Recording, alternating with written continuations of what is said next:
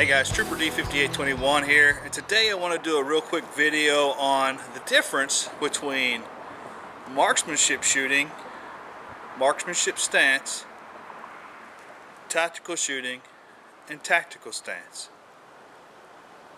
So here we go. Alright guys, so let's go ahead and start talking about the difference between marksmanship stance and tactical stance. Well, the first thing I want to do before we get started, the Sigma 9mm that I'm using today has been checked. It has been verified clear, so don't panic if I happen to point the weapon at the camera. So with that being said, let's go ahead and get started on this. So you got two different thoughts here. You have your regular stance or your marksmanship stance, and what you see when you watch a lot of these videos is they want you feet shoulder width apart, knees slightly bent, lean forward, butt out, and then point towards the target. So just like in Demon 89's video that he did a while back, it looks something like this.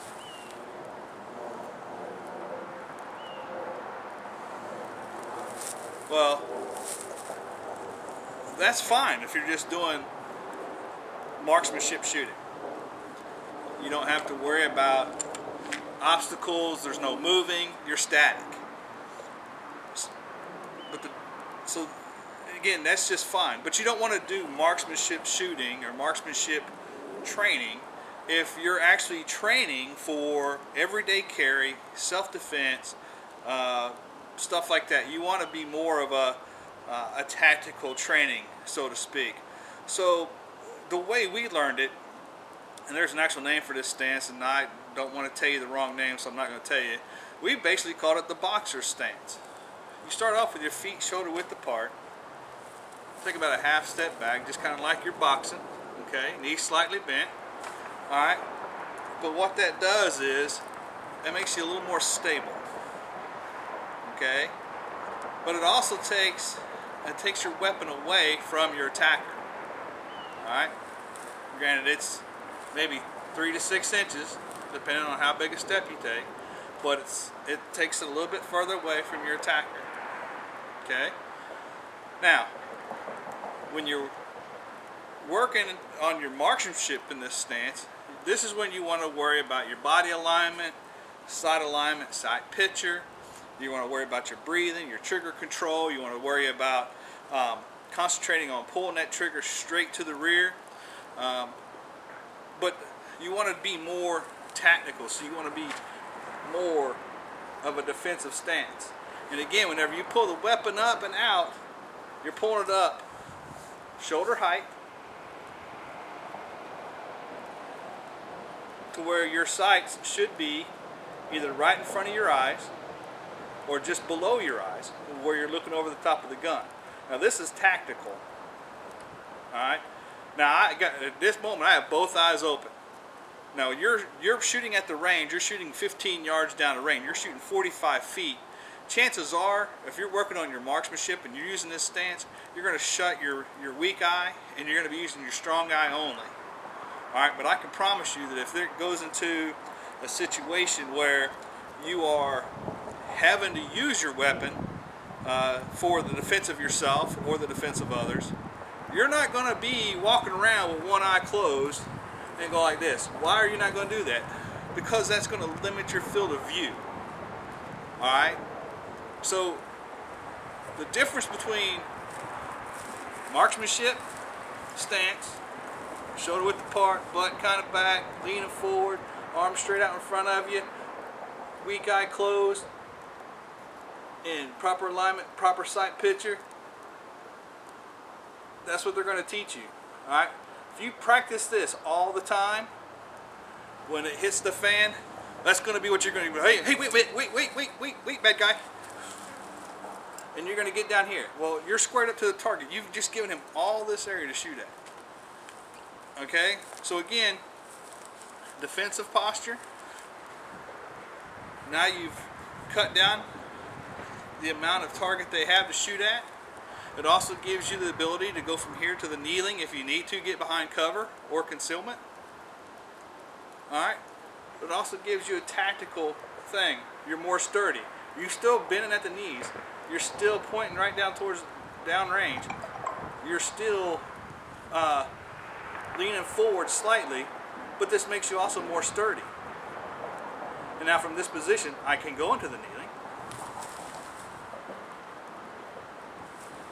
I can go to standing. I can move around.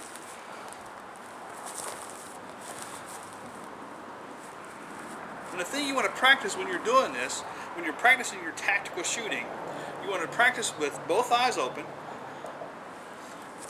You'll find after time that after you bring your weapon and you display it,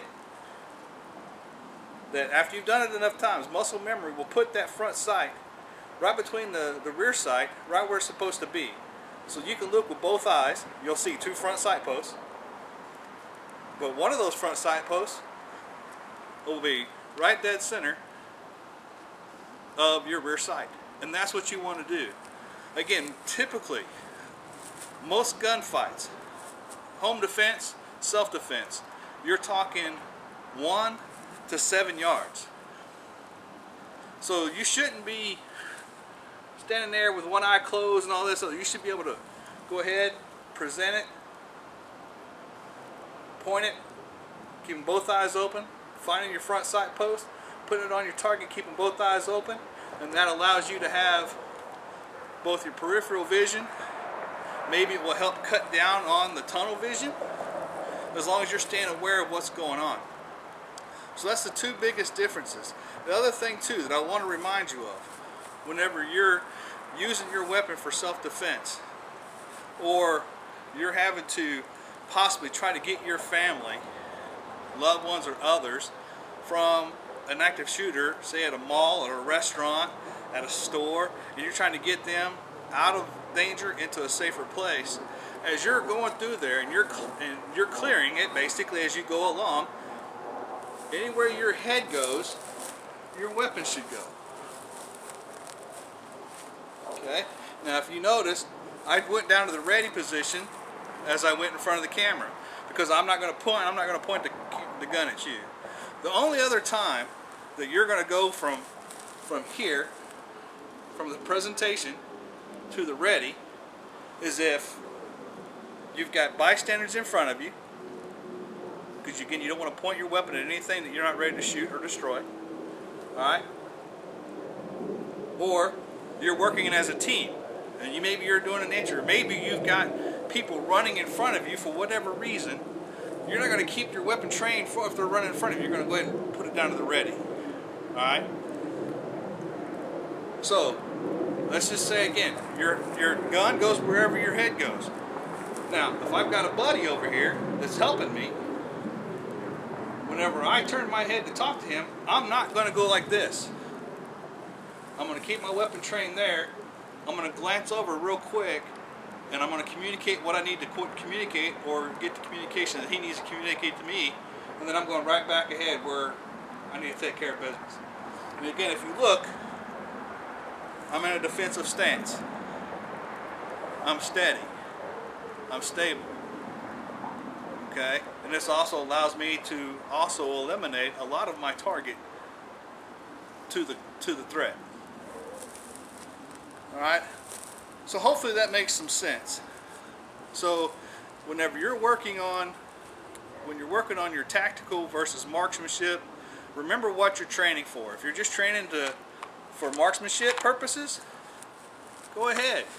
Use that squared up stance. Go ahead and get out there. Do everything else. But if you're practicing because you're carrying every day and you're practicing for self-defense and the defense of others, then go ahead and get in that defensive stance, that boxer stance.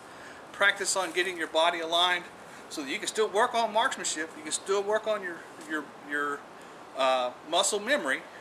All right, but don't practice this all the time if you're practicing for self-defense. Okay, this will most likely get you shot. You got a bigger target. Alright, you're going to square up. You're not as stable. You are some stable, but you're not as stable. And now if you have to move, you've got to make a bigger step than before. Whereas if you're already here, then it's just a matter of, alright, I got to go from here to here. Alright, great. That's just a waist. All I did was adjust my waist. And came over here. Come back over here. I can do the same thing over here. All I did was move my pivot foot. Just like in basketball. Okay? So that's what you want to work on. Other things you want to work on. You want to work on your draw. You want to work from cover. Practice in what you wear. This is typically what I wear every day. So I'm going to cover this real quick just because I'm already out here. But one of the things that I've seen on all the different videos that I've watched, some of the different training that they show, and taking all of it and figuring out what's going to work best for me is if something happens, you take both hands, you grab your shirt, pull it up. As you clear your weapon, you drop your right hand or your strong hand, get a good purchase on it, pull, meet, present. Alright? And then practice on your form. And then after time, it'll get a lot faster. Alright? Just practice. If you do it wrong, stop. Work on doing it right. Whenever you get up here, again, both eyes open, front sight post should be dead center of your rear sight. Using both eyes, again, you're going to see two front sight posts. One's going to be to the left of your rear sights, one's going to be dead center. And it should be there almost every time when you pull it up.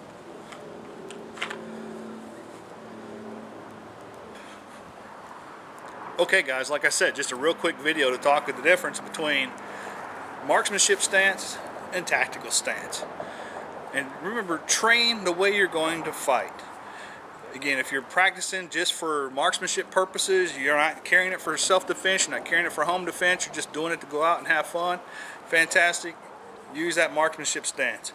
If you are practicing for self-defense, home defense, and you want to be able to do everything appropriately, work on that tactical stance, work on that defensive boxing stance, use that as your base, and then practice from there, and then practice your draws and everything else. In the next video I do, we'll go ahead and cover some of the different grips that they're teaching now for the pistol, as well as drawing from cover, which I've just kind of demonstrated there. But we'll do it with some different types of garments and show you some different techniques that have been that are out there. If you do some homework and do some research, you can find, and then just find which one works best for you and go from there. As always guys, remember that if you have any comments, you have any questions, please leave a comment below. If you agree or disagree with anything I've said, please feel free to leave a comment below. I just ask that your comments be respectful. Until next time guys, remember, God is awesome. Put everything in His hands. Stay safe, shoot straight, and God bless. I am a devil dog, I'm marching on. I am a devil dog, I'm marching on.